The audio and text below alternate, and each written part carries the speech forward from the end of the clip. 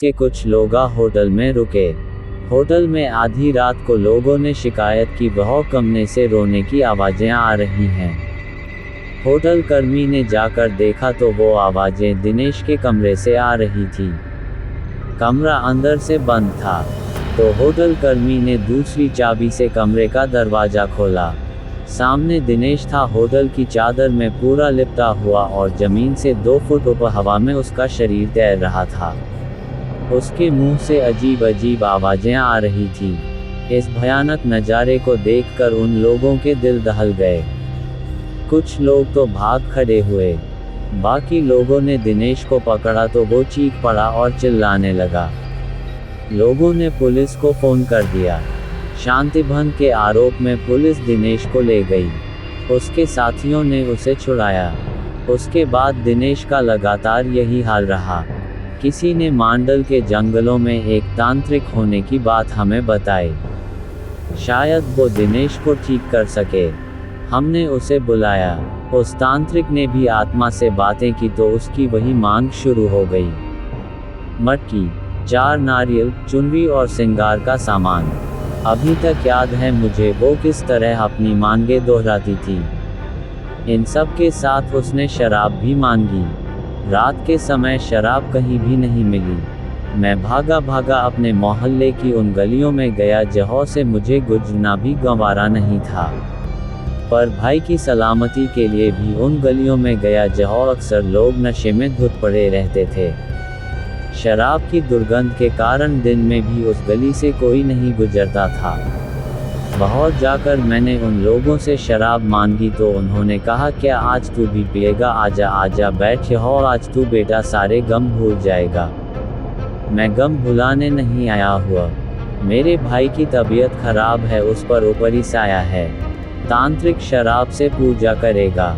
ये सब जानने के बाद उन्होंने अपनी शराब की बोतल मुझे दे दी, जिसे लेकर मैं लौट आया। इसके बाद शराबियों से मेरी नफरत कम हो गई। तांत्रिक ने पूजा शुरू की। रात भर तांत्रिक पूजा करता रहा। दिनेश कभी चीखता, कभी चिल्लाता, कभी दर्द में कराहता, कभी गुस्से में तांत्रिक को गालियां देता, कभी मुझे घूरता, कभी तांत्रिक को घूरता। तांत्रिक का उस पर कोई ध्यान नहीं था। वो एक दाना गेहूं का लेता, कुछ मंत्र पता और उस दाने को दिनेश पर फेंक देता। उस दाने के शरीर पर पड़ते ही दिनेश बुरी तरह तड़पने लगता। उसके मुंह से जानवरों के जैसे गुर्राने की आवाज़ें निकल रही थी। वो जानवरों की तरह हरकत करने लगा था।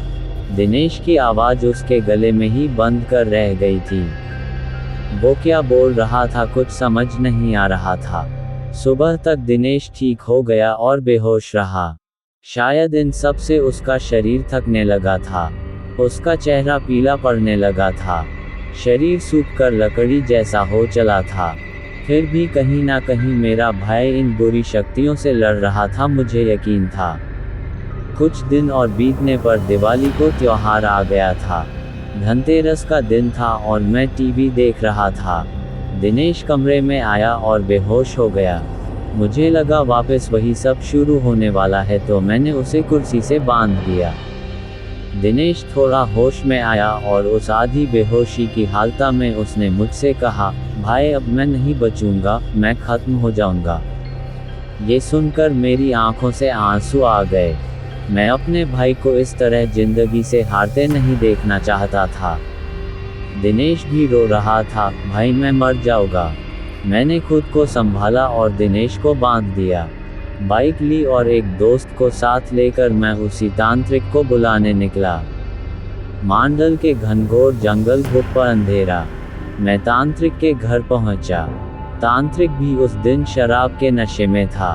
उसे बाइक पर बीच में बैठा कर ले आए। तांत्रिक का खुद का शरीर बस में नहीं था। गिरता पड़ता वो दिनेश के पास पहुंचा। जैसे ही उसने दिनेश का हाथ पकड़ा उस तांत्रिक का सारा नशा उतर गया। उसने वही पूजा दोहराई और सुबह होने तक दिनेश फिर ठीक हो गया। अब तो यही सिलसिला चालू हो गया था। तांत्रिक आता, पूजा करता और सुबह तक चला जाता। मटकी, 4 नारियल, चुनरी और श्रृंगार का सामान हमारी रोज की जरूरत बन गई। ये सब चीजें अब घर में हर समय मौजूद रहने लगी। रोज रात घिरते घर में मनहूसियत सी छा जाती। घर के एक कोने में शराब की बोतलों का ढेर इकट्ठा हो गया था। ऐसा कोई मंदिर नहीं बचा, कोई मस्जिद नहीं बची जहां दिनेश का इलाज नहीं करवाया। अंत में किसी ने कलकत्ता के काली मंदिर जाने का सुझाव दिया। वहां जाकर दिनेश का इलाज कराया। यह भी उसकी वही मांग जारी थी। मटकी 4 नारियल चुनरी और सिंगार के सामान की। पर पुजारी ने साथ साथ कुछ नींबू लौंग और कफन भी मंगवा लिया। इस बार की पूजा मुझे कुछ विशेष लगी। पुजारी हर बार कुछ मंत्र पढ़ता और उसे नींबू में फूंक देता और उसमें लौंग चुभा देता। फिर उस नींबू को कफन में लपेट कर एक मटकी में डाल देता। दिनेश को इससे बहुत दर्द होता और वो बेहोश हो जाता। होश में आकर दिनेश की फिर वही हरकतें चालू हो जाती थी। पर पुजारी अपने काम में लगा रहा। जैसे ही उस आत्मा की बारी आई वो कहने लगी, मुझे छोड़ दो, मुझे छोड़ दो, जाने दो मुझे। पुजारी, बोल तू इसे फिर परेशान करेगी?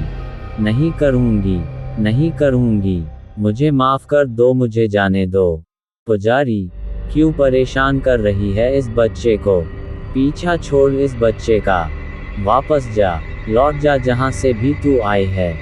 पुजारी ने ऐसा 8 से 10 बार किया और तंत्रा को भी उसने कैद कर लिया। अंत में पुजारी ने वो मटकी हमें दी और कहा, इस बच्चे के अंदर दुष्ट आत्माओं ने डेरा जमा लिया था।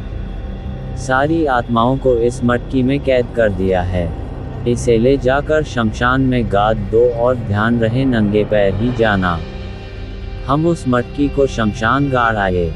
ताज्जुब तो ये था, पूरा रास्ता जंगल होकर गुजरता था। रास्ते में नंगे पैरों पर एक भी कांटा ना चुभा। ऐसा लग रहा था जैसे रुई पर चलकर हम उस जगह तक पहुंचे थे। इसके बाद दिनेश ठीक तो हो गया पर काफ़ी कमज़ोर हो चला था। केवल खाने और दवाइयों के लिए ही बिस्तर से उठ पाता था। इस वाक़ये के बाद मेरा उन चीज़ों पर भी विश्वास हो गया जिन्हें मैं पहले नहीं मानता था। 5 सालों तक इस मुसीबत को झेलने के बाद हमारी माली हालत खराब हो गई थी। सर पर कर्जा हो गया था। धीरे धीरे हम भाइयों ने वो कर्जा भी चुका दिया। हम कई और दिनों तक दिनेश की देखभाल में रात भर जागते थे। मैं उसके खाने का समय पर दवाइयों का ध्यान रखता था।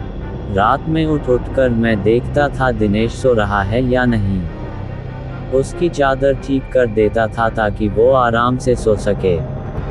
आज भी मेरी यही आदत है। बस यही बात थी, ऐसा कहकर मुकेश चुप हो गया। इस कहानी को ध्यान से सुनने के बाद अंत में मैंने मुकेश से कहा, बेशक ये कहानी किसी के लिए बेमिसाल हो या ना हो, लेकिन तुम दोनों भाइयों का आपसी प्यार बेमिसाल है।